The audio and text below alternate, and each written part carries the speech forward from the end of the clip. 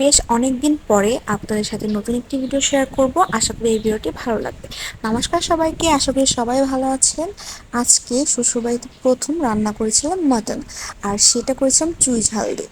আর এই চুই ঝালটা কিন্তু একদমই অথেন্টিক ছিল, সেটা আনা ছিল খুলনা থেকে।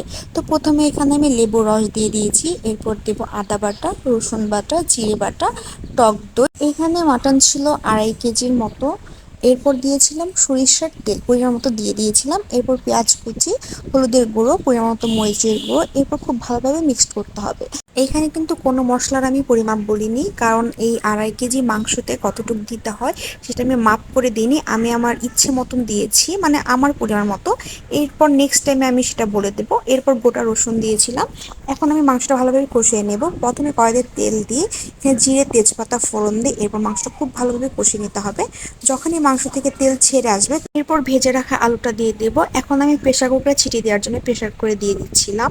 আর মাংসটা কিন্তু খুব ভালোভাবে কষিয়ে নিতে হবে। এখানে পরিমাণ মতো জল দিয়ে এখানে আমি 10টা ছিটি দিয়ে নিয়েছি। এরপর কিন্তু রান্না শেষ। আর আজকে রান্নাটা এত ভালো হয়েছিল, কালারটাও যেমন হয়েছিল তেমন খেতেও হয়েছিল। তো আজকের ভিডিওটি এই পর্যন্তই। ভিডিওটি ভালো লাগলে আমার পেজে লাইক ফলো করবেন। ধন্যবাদ সবাইকে।